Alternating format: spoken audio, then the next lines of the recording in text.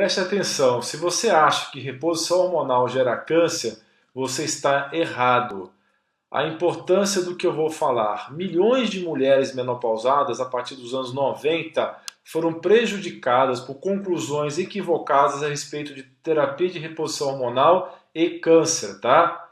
Essas mulheres ficaram com a qualidade de vida ruim, sujeitas a depressão, fraturas, infarto e morte precoce. Por quê? Porque os médicos deixaram de fazer reposição hormonal nas mulheres a partir dos anos 90 com informações equivocadas a respeito de aumento de taxa de câncer de ovário, de mama ou de endométrio com a reposição hormonal que era feita naquela época. Modulação hormonal bem feita e associada a bons hábitos de vida é essencial para a qualidade de vida em todas as idades, mas principalmente a partir dos 35 a 40 anos de idade. Acompanhe a aula a seguir para você entender a respeito desse importante assunto. Então, pessoal, eu sou o Dr. Alan Machado Dutra, sou médico urologista, trabalho com medicina integrativa, medicina funcional de estilo de vida. Sou formado já há quase 20 anos e há 16 anos atuo na área de urologia. Sou membro da Associação Americana de Urologia desde 2010 e tenho, então, 20 anos de formado e 16 anos de experiência em urologia. Acompanhe meu conteúdo, que são posts e vídeos na minha página do Facebook, que é o facebook.com/doutoralaindutra, tudo junto, Dr. Alain Dutra, e também no meu site, que é alainuro.com, tá? Todos os domingos às 19 horas, hoje está um pouco mais tarde, acabei atrasando um pouco, tem aula ao vivo nova na minha página do Facebook.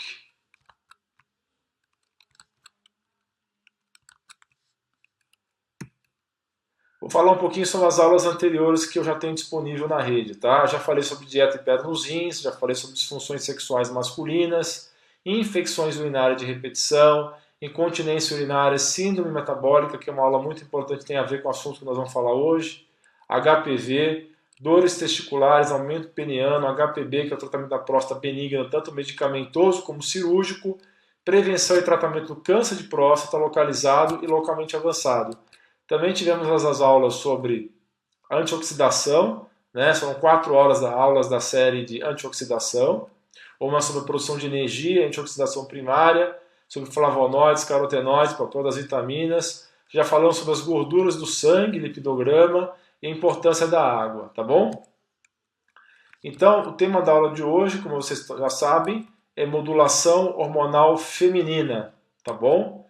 E o que nós estamos falando disso hoje? Que é um assunto que o pessoal tem muita dúvida, tem muito interesse, né? E é um assunto que a gente tem que o tempo todo ficar desmistificando a questão do câncer, a questão dos riscos do que tem ou não da modulação hormonal. Então é um assunto muito importante que a gente deve abordar sempre que possível, tá? Eu gostaria de começar minha aula falando sobre a teoria evolucionária, tá? Também conhecida como a teoria do gene egoísta. Alguém já deve ter lido esse livro é muito famoso, foi um livro que foi um best-seller do gene egoísta, né? E ele é uma teoria muito interessante que eu gostaria de dividir com vocês, tá? Essa teoria diz o seguinte: os nossos genes se modificam ao longo dos milênios através de mudanças que nós somos expostos ao meio ambiente, né? Você tem a visão darwinista e a visão lamarckiana, né? Mas no final das contas, o meio ambiente, ao longo de milhares e milhões de anos, é que vai moldando como é que a espécie vai evoluindo, né? Isso nós conhecemos como biologia evolucionária, tá? Então, só podemos passar adiante as informações genéticas, né, até você estar na idade reprodutiva. Depois que você atinge a menopausa, no caso das mulheres, você não consegue mais se reproduzir. Então, os genes eles vão ter sempre características que vão ter um viés para você passar esses genes para as próximas gerações. Então, se você tiver uma modificação ambiental importante, numa população que não se reproduz mais, a tendência é que essa mudança não vai ser passada para as gerações seguintes, porque a idade reprodutiva já foi atingida e já foi superada, né?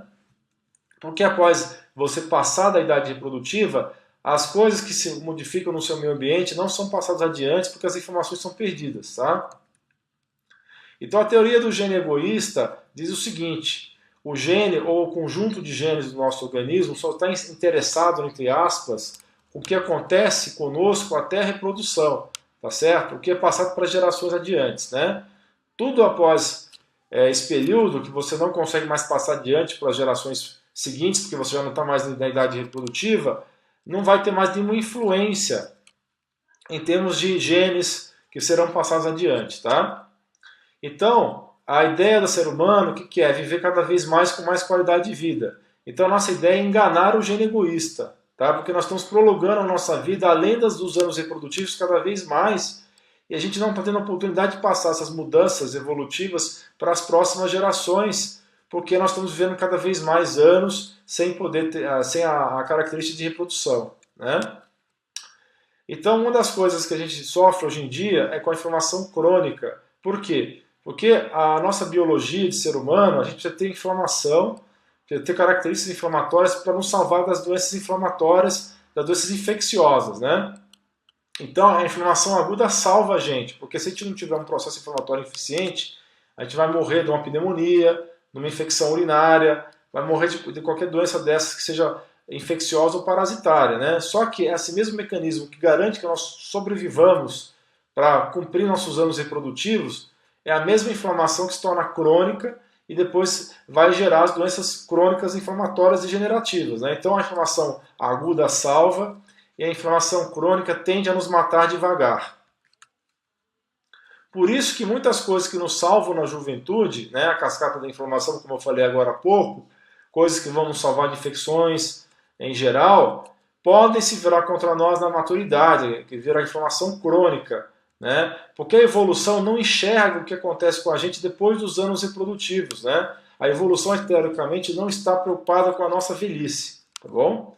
Então, dentro dessa visão, os hormônios não caem simplesmente porque nós estamos envelhecendo, e ao contrário, o envelhecimento é em parte explicado pela queda dos hormônios que vão acontecendo conosco ao longo dos anos. Então, antigamente, há 20 anos atrás, se acreditava que à medida que você vai envelhecendo, vai caindo os hormônios, que isso é uma coisa natural, que a gente não deveria se preocupar com isso. Só que na realidade não é isso, pessoal. A gente envelhece muito por conta também da queda dos hormônios que vão acontecendo com os anos de vida, tá? Então a gente deve tentar ter a preocupação de otimizar esses hormônios para que nós vivamos mais anos e com mais qualidade, tá? Então, dentro dessa visão, a queda de hormônios não pode ser considerada algo normal. O hormônio cai porque o gene egoísta não precisa, entre aspas, mais dele. Então, a gente não deve aceitar a queda hormonal com a idade simplesmente como um fato da vida. Porque, na realidade, é o contrário. É o envelhecimento que é explicado pelas quedas hormonais, pelo menos em parte, tá? Existe um equívoco muito grande até hoje de que hormônio dá câncer, tá? Eu vou explicar para vocês de onde é que surgiu esses conceitos de que hormônio é uma coisa que dá câncer, é uma coisa maligna, tá? Existiram trabalhos nos anos 90 que verificaram que houve um aumento expressivo das taxas de câncer de mama, de ovário e de endométrio nos anos 90. Naquela época, no final dos anos 80, no começo dos anos 90, todas as mulheres faziam reposição hormonal depois que chegavam à menopausa. E eles usavam o quê? O Premarin ou análogos do Premarin. O Premarin é hormônio de égua prenhe. As indústrias que desenvolveram o Premarin pegavam éguas prenhes, tá certo? Colocavam elas aí em estábulos e tinha até denúncia de Sociedade Protetora dos Animais porque eles tornavam essas éguas prenhes escravas, vamos dizer assim, de produção de hormônio. Então eles pegavam esses estrogênios conjugados de égua e produziam remédio baseado nisso, tá? Então era esse tipo de remédio que se dava para as mulheres depois da menopausa, nos anos 80 e nos anos 90. E esse tipo de estrogênio conjugado de égua, prenha, é o que estava dando câncer de mama, câncer de ovário e câncer de endométrio, tá? Então, lá no meio dos anos 90 em diante, pararam de dar os hormônios para as mulheres. Por quê? Porque estavam dando hormônio de égua para as mulheres, não hormônio bioidêntico, tá? Essa conclusão de que o hormônio feminino de reposição via oral dá câncer é baseado nesse tipo de reposição que era feito nos anos 80 e 90, que era feito com hormônio de égua prenhe, tá? Da mesma maneira, o Provera, que é progestina, e é progestágeno, não é progesterona bioidêntica, também era dado para essas mulheres, tá? E eles tinham efeitos que não eram protetores. Essa progestina, ela tinha um efeito androgênio pesado, porque não era uma progesterona natural, né? E eles não tinham os efeitos protetores que a progesterona bioidêntica tem, tá? Inclusive causando problemas até de aumento de pressão arterial, tá? Então, todas essas conclusões dizendo que reposição hormonal feminina naqueles anos 90 dava câncer, não era usando os mesmos hormônios que a mulher produz mas sim usando hormônios de animais modificados, que não eram a mesma composição dos hormônios bioidênticos. Então, chegou-se à conclusão, a partir dessas análises desses trabalhos que foram feitos, foram reanalisados esses trabalhos, né? E chegou-se à conclusão que tanto o estrogênio, que é o hormônio feminino, quanto a testosterona, que é o hormônio masculino, não devem ser repostos por via oral, tá certo? Você não deve dar esses hormônios pela boca, e sim usar outras vias de administração, como você tem que usar a via sublingual, ou a via subcutânea, ou intramuscular, ou transdérmica, tá? Porque por via oral, esses hormônios são metabolizados no fígado. Eles sofrem a primeira passagem hepática e essa metabolização é que gera os problemas, tá? Gera a toxicidade hepática. Bom, esse foi o primeiro erro que eles cometeram. O segundo erro foi usar hormônios estranhos ao organismo e não usar hormônios bioidênticos, tá? Então a preferência atual é pela via transdérmica, que é mais conveniente para o paciente, tá? Você não precisa furar esse paciente, né? Você pode fazer um gel e passar na pele. Né? É a forma mais conveniente que nós temos hoje, mas para alguns pacientes que não se adaptam à via transdérmica, ou tem pouca absorção, você pode usar a via intramuscular ou a via subcutânea, que são as mais convenientes. Também, de vez em quando, você pode usar a via sublingual também. Outra coisa, em relação aos homens, teve um estudo em 1941 de Huggins e colaboradores que percebeu que em pacientes que tinham câncer de próstata avançado, se você fizesse a castração química ou a castração cirúrgica desses pacientes, você provocava uma regressão do tumor metastático, né? O tumor que já estava avançado. Baseado nesse trabalho de Huggins, houve conclusões posteriores equivocadas de que todo paciente que tinha tumor de próstata, que a testosterona ia provocar o tumor de próstata ou ia alimentar esse tumor de próstata. Né? Isso ficou por mais de 50 anos, essa ideia de que testosterona provocava câncer de próstata. Né? Só recentemente que essa ideia tem caído, nos últimos 15 anos para cá. Né? A mesma história, pessoal. Isso aqui também é um equívoco que gerou uma série de problemas. A minha aula sobre modulação hormonal masculina vai ser no próximo domingo, então eu vou falar um pouco mais sobre isso na próxima aula, porque hoje eu vou falar de modulação feminina. Então, ainda um pouco a respeito do tumor, da relação entre testosterona e tumor de próstata, os pesquisadores dos últimos 15 anos, principalmente o Dr. Morgenthaler, já comprovaram que isso não é verdade, que testosterona não provoca câncer de próstata. Na realidade, testosterona bioidêntica em níveis adequados protege o corpo contra a formação de câncer de próstata. Hormônios sintéticos com ação predominantemente anabolizante, nós não estamos falando de testosterona aqui, tá, pessoal? Nós estamos falando de hormônio anabolizante, que nem testosterona é um análogo, tá, da testosterona, que tem ação muito mais anabolizante do que androgênica, que é o que nós estamos falando aqui. Esse tipo de tumor de hormônios anabolizantes sintéticos é que aumentam os riscos de alguns cânceres, e principalmente o câncer de fígado. Tá? Então entenda o seguinte, resumindo a ideia toda aqui. Hormônio bioidêntico não causa câncer. O que causa câncer é hormônio sintético. Tá? É isso que eu quero que vocês levem para casa como uma mensagem mais importante. Então quais são os objetivos de uma modulação hormonal, ou podemos chamar também de homeostase hormonal?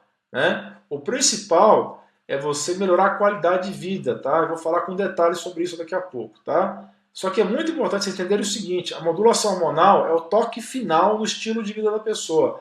Essa pessoa, antes de pensar em fazer uso de hormônio, ela tem que corrigir fundamentalmente antes os seus hábitos de vida. Tem que fazer mais atividade física, corrigir os erros alimentares, comer de maneira correta, corrigir as deficiências de minerais, oligoelementos e vitaminas que essa pessoa pode ter, e também se afastar das toxicidades no meio ambiente o máximo que puder. Hoje a gente sabe que está exposto a uma série de tóxicos no meio ambiente que é muito difícil você ficar totalmente livre. Mas pelo menos você tentar conscientemente, com forma consciente, diminuir a exposição a essas substâncias tóxicas. Tá?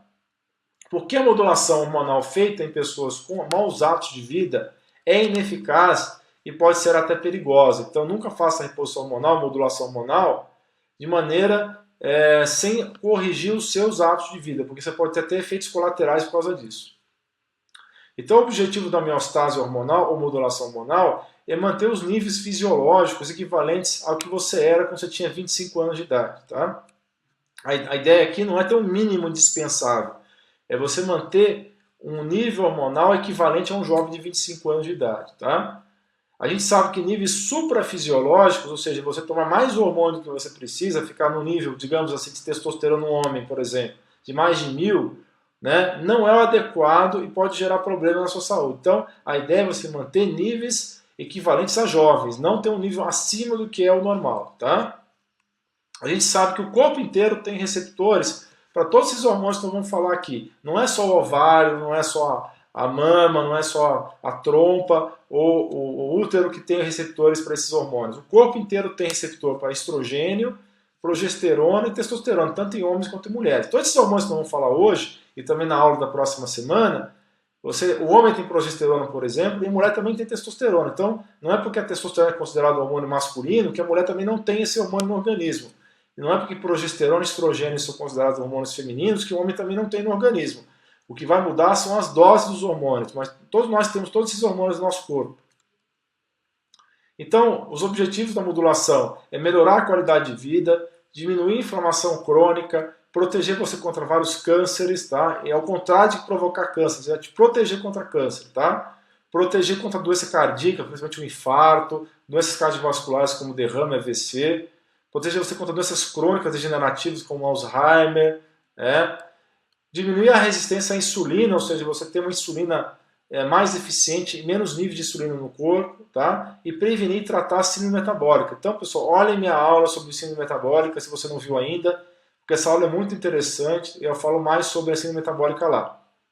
Outro objetivo é você aumentar a força muscular, tanto em homens quanto em mulheres, melhorar a integridade óssea, prevenir e tratar a osteoporose, a osteopenia, de maneira que você tenha uma velhice funcional, com menos risco de fratura, com menos risco de sarcopenia, que é o músculo fraco, de maneira que você tenha uma independência e uma saúde e uma qualidade de vida na sua velhice. Tá? Melhorar o humor, melhorar a qualidade mental, o cérebro funcionar de uma maneira mais eficiente, mais rápida, melhorar o sono, você dormir, ter um sono mais reparador, melhorar a quantidade de músculo, diminuir a quantidade de gordura do seu corpo, e como eu já falei, diminuir as doenças crônicas degenerativas, diminuir a artrite reumatoide, ter uma melhor libido, o desejo sexual ficar melhor, e melhorar também o sexo, melhorar a lubrificação vaginal, melhorar a qualidade do sexo nessa mulher.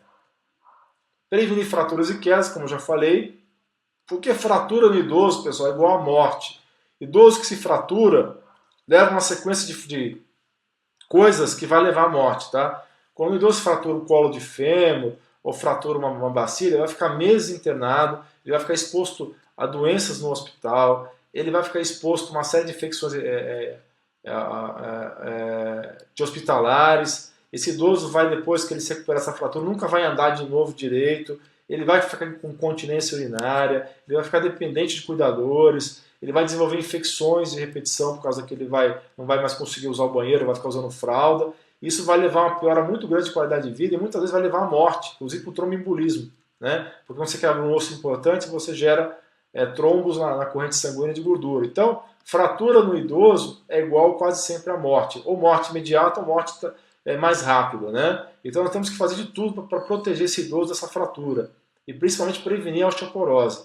Então, a maneira mais eficiente de você fazer isso, além de ter bons hábitos de vida, uma alimentação com quantidade adequada de proteína, de minerais corretos, né, de oligoelementos, é você fazer uma boa modulação hormonal, tá?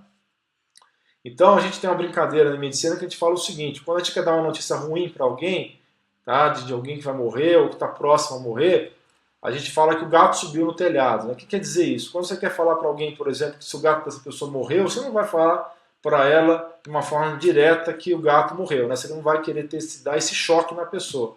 Então você começa com uma historinha: o gato subiu no telhado, o gato estava andando no telhado, aí o gato escorregou no telhado, aí o gato caiu do telhado, aí o gato morreu, né? Então a fratura no idoso é essa mesma linha de raciocínio. Quando o idoso tem uma fratura, ele vai levar uma sequência de eventos que muito provavelmente vai levar ele a uma morte precoce. Então tem que se evitar essa sequência mórbida, ou seja, tem que evitar que esse idoso tenha fratura em primeiro lugar. Quais são os hormônios mais importantes na mulher, da gente pensar para ela ter uma boa qualidade de vida? Primeiro, a vitamina D. A vitamina D é o hormônio mais importante do organismo. Aí você vai me perguntar: mas doutor, vitamina D é uma vitamina, não é um hormônio.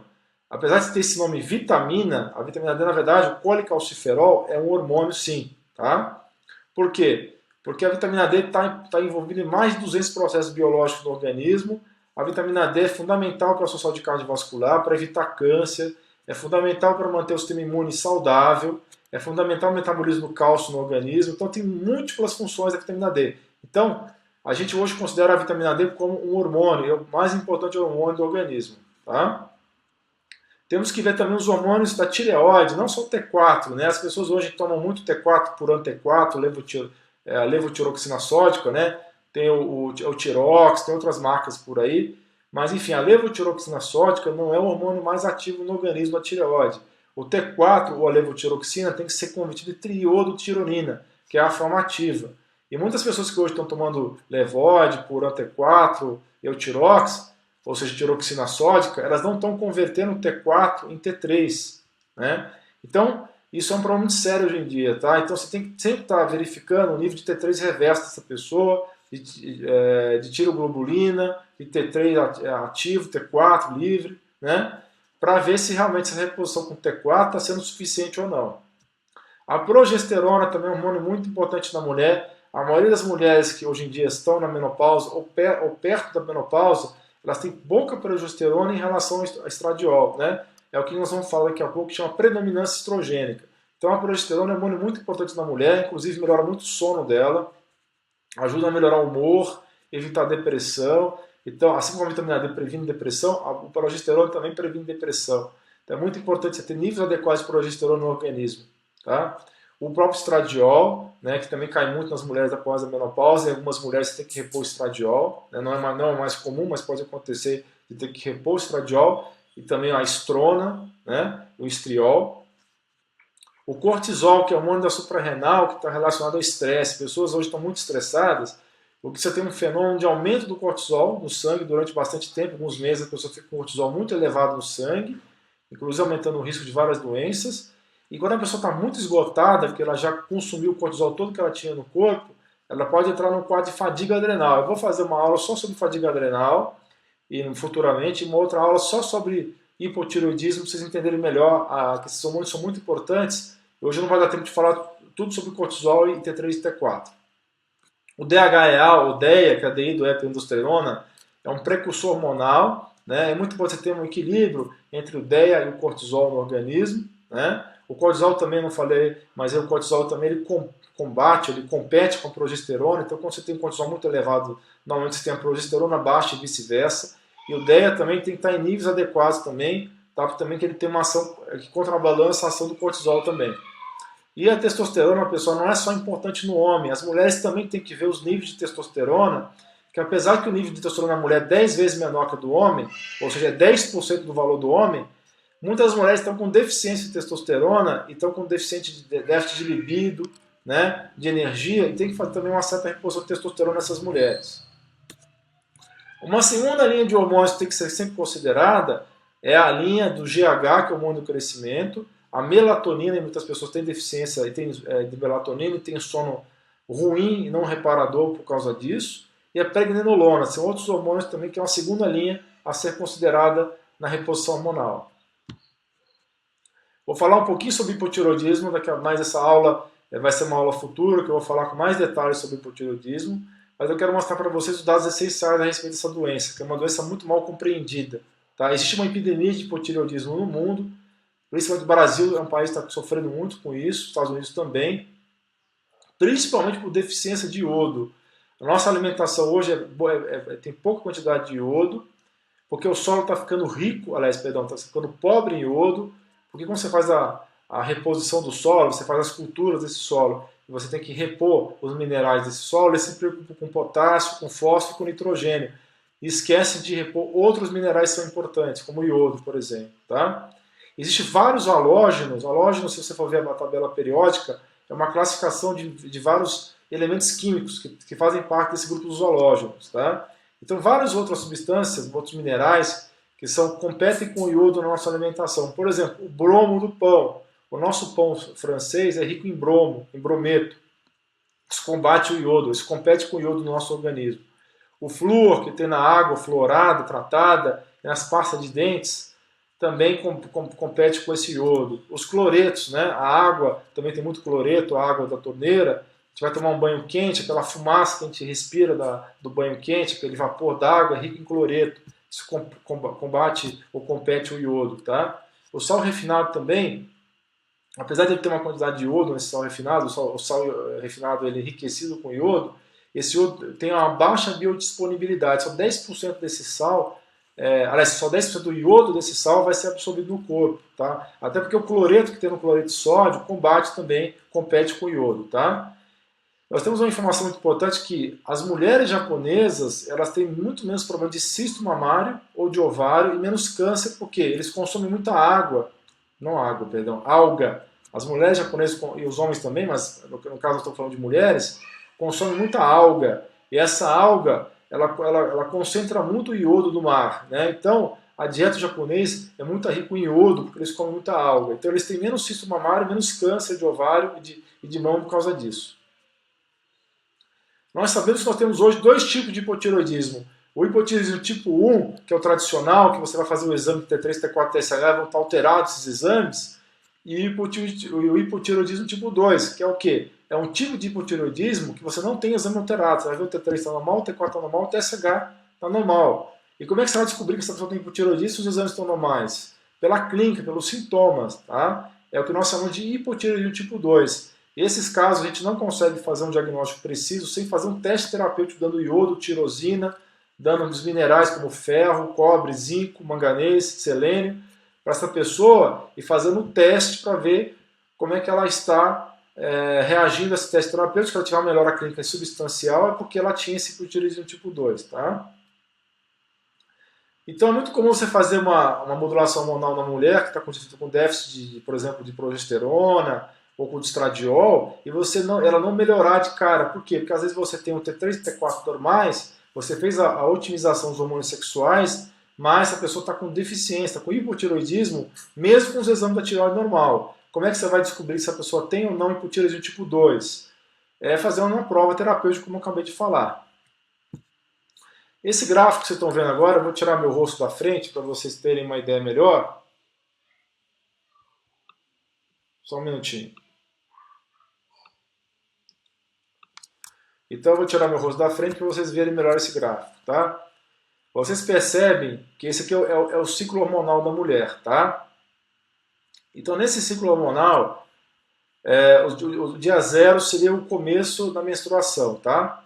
E o dia 14 é o momento que essa mulher, a mulher normal, ovula, né? Então você percebe que nesses meus 14 dias, entre o começo da menstruação e a ovulação, há um aumento progressivo do estradiol, que é o estrógeno, né? E que vai cair abruptamente no momento da ovulação, tá? Quando a mulher ovula, ela vai formar o corpo lúteo, né? O ovário vai formar o corpo lúteo, tá? Que é aquele mesmo local onde houve a ovulação, que o óvulo chegou à maturação, vai formar o que nós chamamos de corpo lúteo. E o corpo lúteo vai produzir progesterona, que vai aumentar gradualmente a partir do 14º dia da ovulação, vai atingir um pico lá por volta de 20 dias, 21 dias do ciclo hormonal, do ciclo menstrual da mulher, e vai cair depois, progressivamente, até chegar o momento dessa mulher menstruar novamente, tá? Então, o momento que a mulher tem os primeiros 14 dias do ciclo, é o momento que ela vai ter a proliferação do endométrio, né? Esse endométrio vai descamar no final do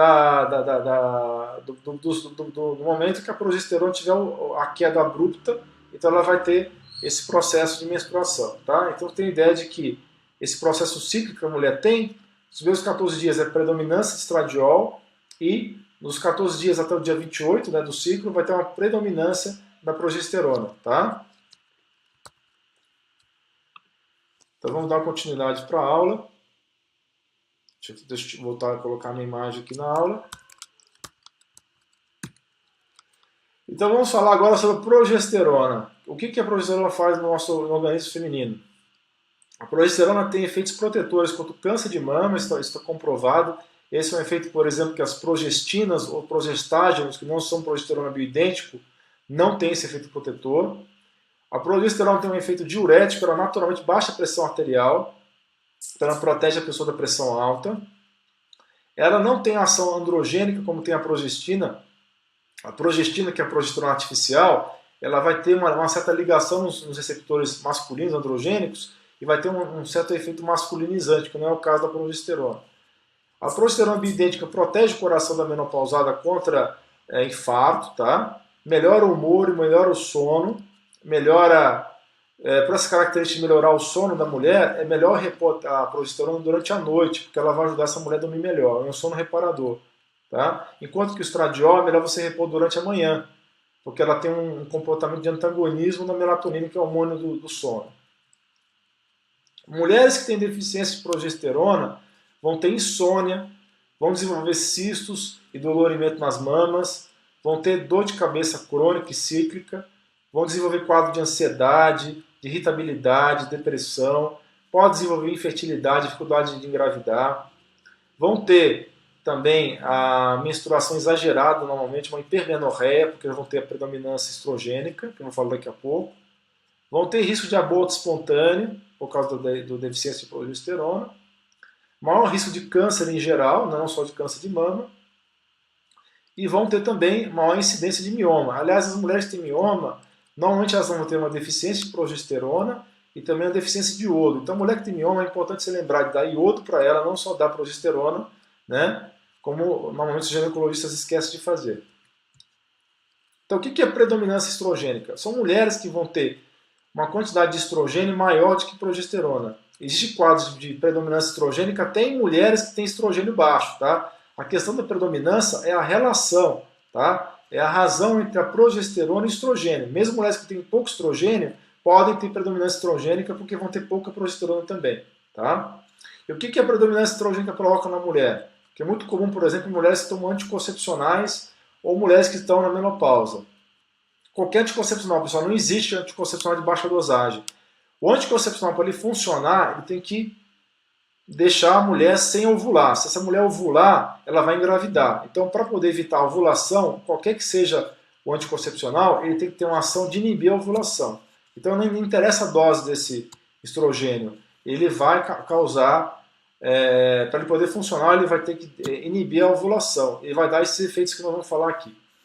Então, a predominância estrogênica vai provocar um choro fácil, um inchaço no corpo da mulher, a mulher vai se sentir inchada, uma doença na vesícula biliar, vai formar pedra na vesícula biliar, displasia cervical, que é um estado de lesão pré-maligna, né, de câncer de colo uterino, cisto de ovário, dolorimento de mamário, que é semelhante ao que dá com deficiência de progesterona. O humor vai oscilar, essa mulher vai ter picos de humor, vai ter momentos que ela vai ter irritabilidade, euforia, depressão, hipermenorreia, vai ter uma menstruação exagerada com muito sangue, muito tempo de menstruação, vai ter problema de insônia, vai ter dificuldade de dormir, né, e vai ter confusão mental também. Então, esses são todos fenômenos que estão relacionados a você ter mais estrogênio no corpo do que progesterona. A mulher menopausada é um quadro clássico de predominância estrogênica, né? Porque o estrogênio cai, quando a mulher está na menopausa, de 40% a 50% do valor normal, enquanto que a progesterona cai 100%, ou seja, essa mulher vai ter muito mais muito mais estrogênio do que progesterona de maneira proporcional. Mesmo que ela vai ter pouco estrogênio no corpo, ela vai ter zero de progesterona. Então, o que eu estava falando agora há pouco, mesmo tendo um pouco estrogênio no corpo, abaixo, metade do que uma mulher normal teria, ela ainda vai ter zero de progesterona, então os sintomas vão ser de predominância estrogênica, tá? Então, é um erro comum entre os ginecologistas considerar que a deficiência de estrogênio que é a causa da maioria dos sintomas da menopausa, enquanto a gente sabe que o que vai causar a maioria dos sintomas da menopausa é a predominância estrogênica em relação à progesterona que caiu a zero, tá? Então, quais são os sintomas da menopausa? São bem parecidos com os sintomas da predominância estrogênica que eu já falei agora há pouco. Sono ruim, ansiedade, baixo libido, pouca memória, quantidade pouca de energia. Essa mulher vai ter pouca energia para fazer suas coisas do dia a dia. Fogachos, né? Vai sentir aquele calorzão, né? Isso principalmente no começo do quadro, que eu chamo de climatério, quando você ainda tem um pouco de produção hormonal do ovário, né? E secura vaginal também, né? Depois que ela entra na menopausa, ela fica com a vagina seca e com a pele da vagina bastante frágil, né? Então vamos falar umas palavras sobre cortisol elevado e estresse. As pessoas estão todas estressadas hoje em dia. E a primeira coisa que acontece quando a pessoa se estressa é o cortisol aumentar.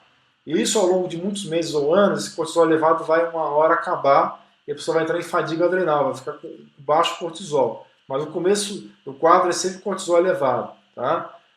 Então, a progesterona, que é esse hormônio protetor feminino que eu já falei agora há pouco, e o cortisol, eles combatem entre si, eles competem entre si. Porque eles são parentes muito próximos e eles competem pelo mesmo transportador e mesmo receptor.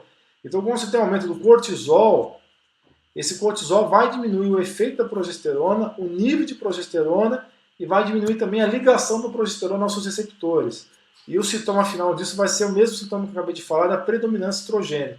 Tá? Então, mulher estressada, ela vai ter grande chance de ter predominância estrogênica.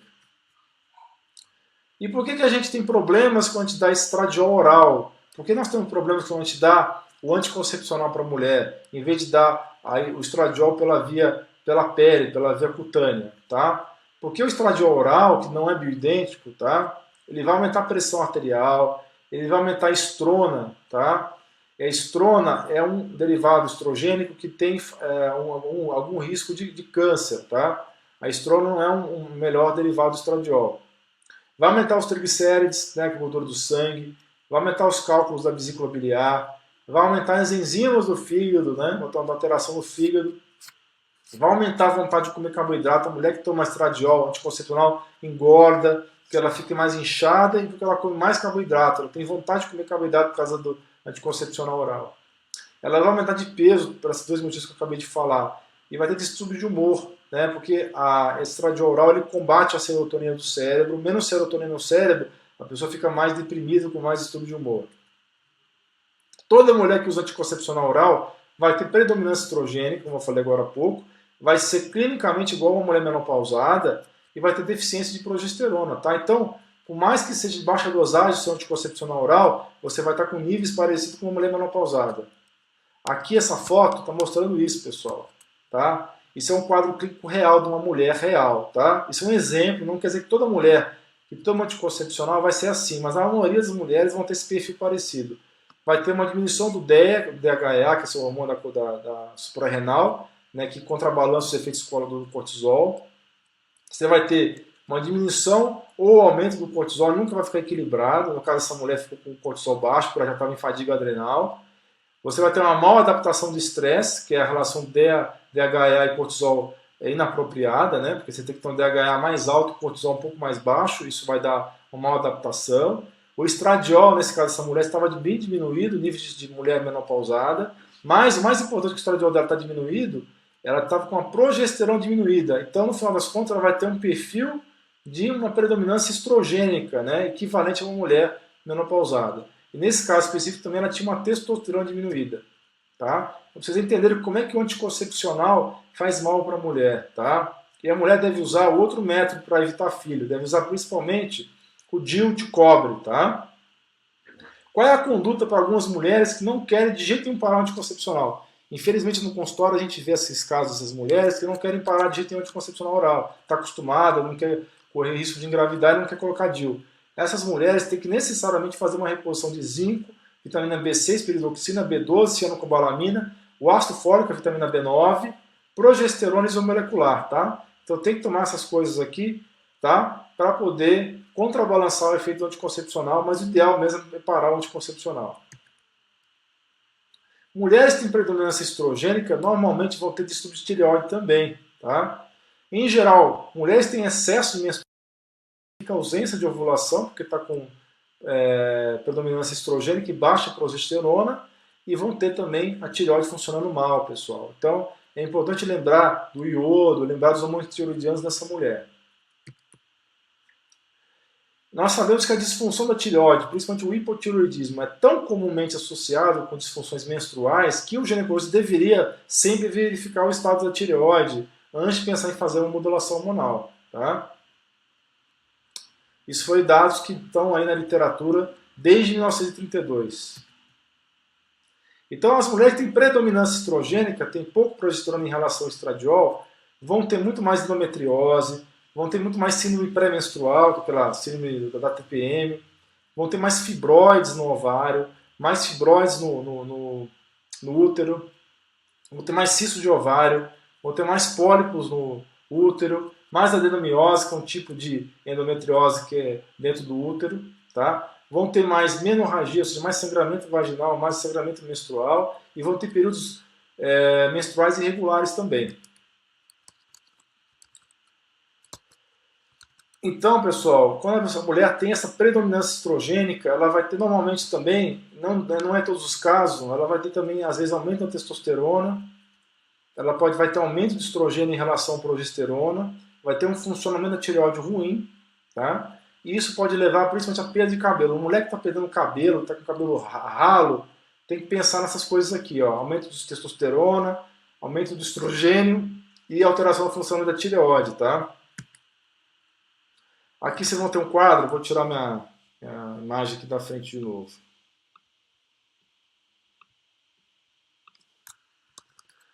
Veja só esse quadro aqui, tá? O estrogênio, que é o hormônio que nós estamos falando aqui, que normalmente não está tão atrapalhado quanto a progesterona, quais são as funções dela no organismo? Ela vai criar um endométrio proliferativo, né, que é as primeiras fases depois da menstruação, que vai voltar a proliferar o endométrio, aquela camada mais interna, né, do útero, que tem contato com a cavidade do útero. Vai causar estimulação das células mamárias, fibrose cística, vai estimular a formação de cisto mamário, estrogênio. Aumenta a gordura do corpo, favorece o aumento de peso, retenção de líquido, aumento da gordura. Diminui o libido, né? Vai causar um câncer do endométrio naquelas mulheres que vão ter excesso de estrogênio e aumenta o risco de câncer de mama. Tudo isso aqui relaciona a excesso de estrogênio, tá? Não é que toda mulher com estrogênio no corpo vai ter isso, tá? Já a progesterona, ela vai manter um endométrio do tipo secretor, que não é proliferativo, é um endométrio que vai produzir substâncias em vez de ser proliferativo. Vai proteger essa mama dessa mulher contra a doença fibrocística, auxiliar no uso da gordura corporal como energia, diminuir a taxa de gordura corporal dessa mulher, diminuir o inchaço, diminuir a pressão arterial, restaura a libido, né, a libido fica mais adequada, previne o câncer do endométrio, que está além do câncer de mama, e vai ajudar a prevenir também, como eu já falei, o câncer de mama, né? Então, pessoal, deixa eu voltar aqui para corrigir aqui a questão da imagem. Eu quero que você saia daqui com alguns princípios práticos. Eu falei da importância da modulação hormonal feminina, da importância de você melhorar os hormônios da mulher, tá? O que você precisa saber em termos práticos? Porque você não vai poder dar dose de remédio aqui, dose de progesterona, de estrógeno para quem precisa, ou de testosterona para quem precisa, porque isso aqui seria contra o Conselho Federal de Medicina, eu não posso fazer isso, tá? Mas eu posso dar para vocês alguns princípios práticos.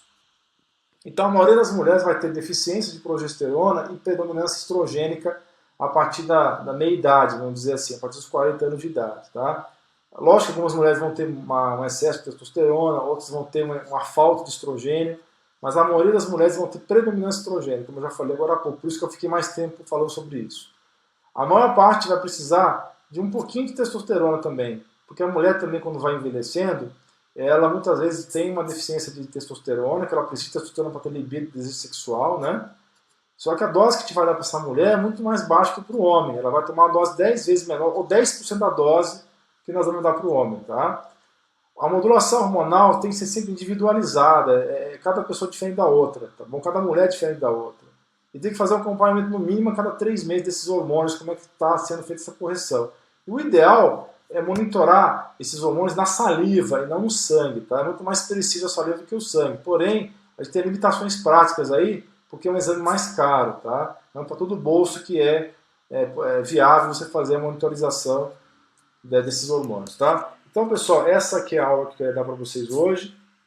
Espero que vocês tenham aproveitado bastante o assunto, tá? Se tiver alguma dúvida, eu estou agora dando transmissão a partir do notebook, vou fazer um reload na página do Facebook para saber, vou recarregar a página para saber se tem dúvidas ao vivo. Se tiver dúvidas ao vivo, eu vou tentar responder a maioria delas agora.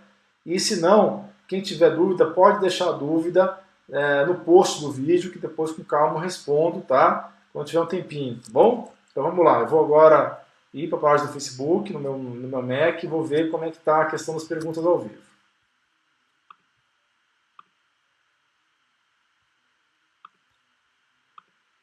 Então, pessoal, semana que vem nós vamos falar sobre reposição ou modulação hormonal masculina, tá bom? Eu vou falar a respeito dos homens, que é um pouquinho mais simples que as mulheres. Porque na mulher, normalmente, você tem que se preocupar com basicamente 3 hormônios, né? Com a progesterona, com o estradiol e com a testosterona. No homem é mais simples, você se preocupa mais com a testosterona e com o DHEA, né?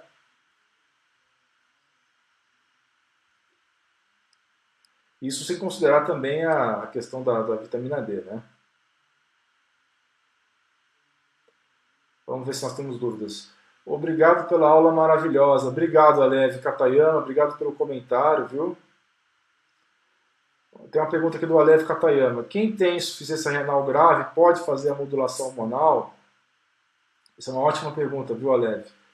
Eu digo para você o seguinte, pode fazer sim, só que tem que ver o seguinte, se essa pessoa, eu não sei bem o que você está chamando de insuficiência renal grave, é dialítico ou não dialítico? Porque tem dois tipos de insuficiência renal.